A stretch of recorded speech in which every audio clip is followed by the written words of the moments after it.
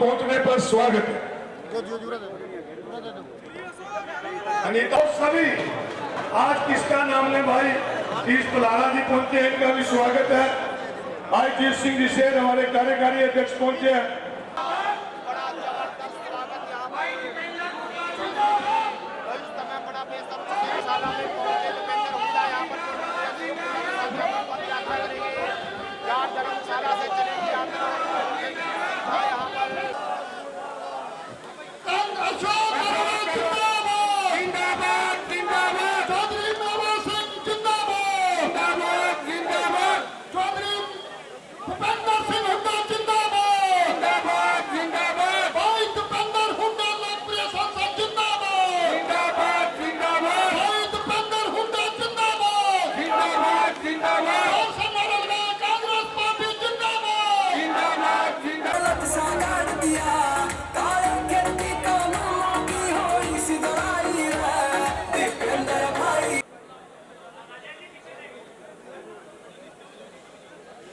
मंच पे हमारे एमएलए साहब, एक्सएमएलए साहब, सभी वरिष्ठ साथी बैठे हैं। पोर्टलों के सिस्टम में लोगों को लाइनों में खड़ा कर दिया, अपने कागजों में उलझा दिया, लोगों को उलझा दिया कि नहीं उलझा दिया, मैं आपसे पूछना चाहता हूं। तो जो भी बोले उसकी आवाज को अनसुना करके आगे बढ़ने वाली 10 साल तक लोगों की सुनवाई नहीं।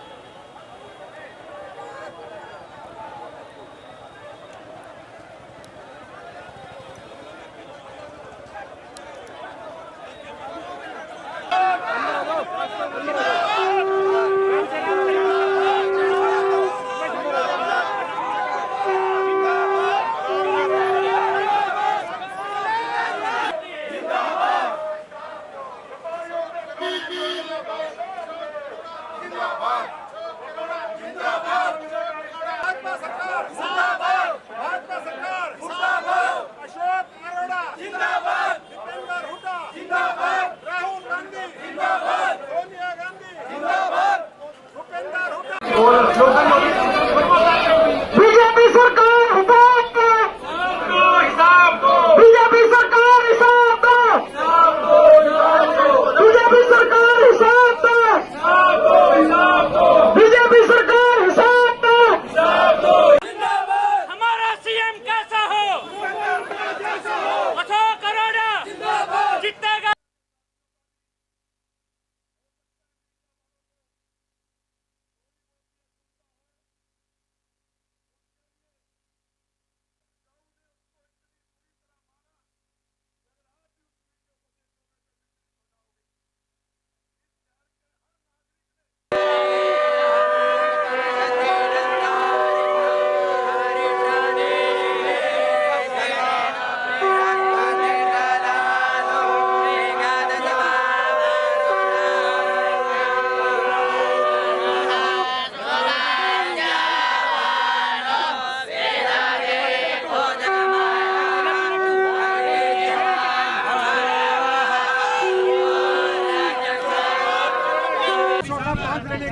देखिए, आज मैं कुरुक्षेत्र के थानेसर के हमारे सारे कार्यकर्ताओं को बहुत बहुत इस अवसर पे बधाई देता हूं।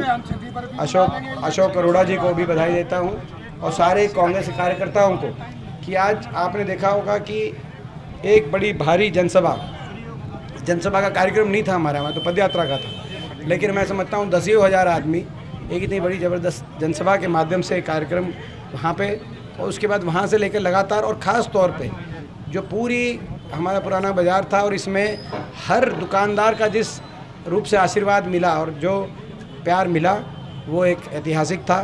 और इसके लिए मैं कुरुक्षेत्र के सभी कांग्रेस कार्यकर्ताओं को, विशेष तौर से आदरणीय अशोक अरोड़ा जी को बहुत बहुत बधाई देता हूँ।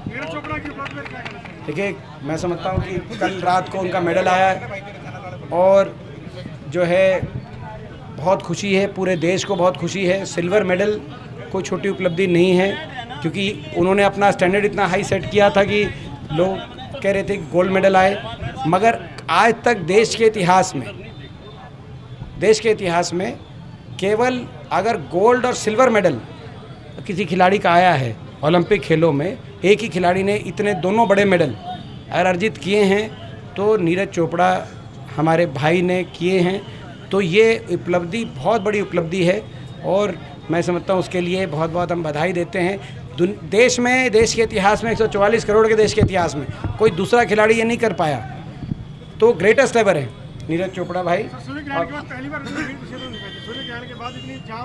बहुत ज़बरदस्त रहा आज कार्यक्रम और इससे ये पता चलता है कि जो स्थानीय विधायक हैं और जो मौजूदा बीजेपी की सरकार है, लोग दोनों से असंतुष्ट हैं।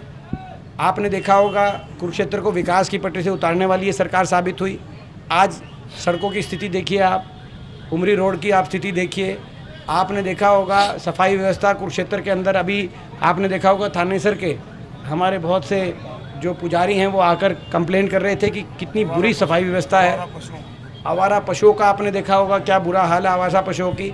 आपने देखा होगा कि कॉलोनियाँ कैसे कट रही हैं। कुरुक्षेत्र में कौन कौन कॉलोनी काट रहे हैं, किस रूप से भ्रष्टाचार का अंजाम यहाँ के स्थानीय लीडर्स और चंडीगढ़ बैठे जो भाजपा के नेता हैं उनके साथ मिलके किस तरीके से भ्रष्टाचार को अंजाम देने का काम कुरुक्षेत्र में किया जा रहा है। वो केवल कुरुक्षेत्र ही नहीं, पूरे प्रदेश में इस तरीके भ्रष्टाचार के केंद्र बन गए भाजपा के कई नेता, हर जिलेवार ऐसी स्थिति है। तो आज लोगों ने आज जिस तरीके से उमड़ के निकल के आशीर्वाद दिया कांग्रेस के हमारे अभियान को, हरियाणा मांगे हिसाब अभियान को, स्पष्ट रूप से थानेसर ने बदलाव का मन बना लिया। देखिए, जो जय हिंद तो बोलते ही हैं, जय हिंद तो जो है नेताजी सुभाष चंद्र बोस बोलते थे। तो मैं समझता हूँ कि ये जय हिंद का ही देश है और जय हिंद बोलना चाहिए, मैं तो ये मानता हूँ। मैं उनके बारे में कमेंट नहीं करना आता, उस बारे में कोई कमेंट नहीं करना आता। वो सबको पता है उनकी जो है बात वो क्यों कह रहे हैं, वो बात सबको पता है अंदर से वो क्यों कह रहे हैं।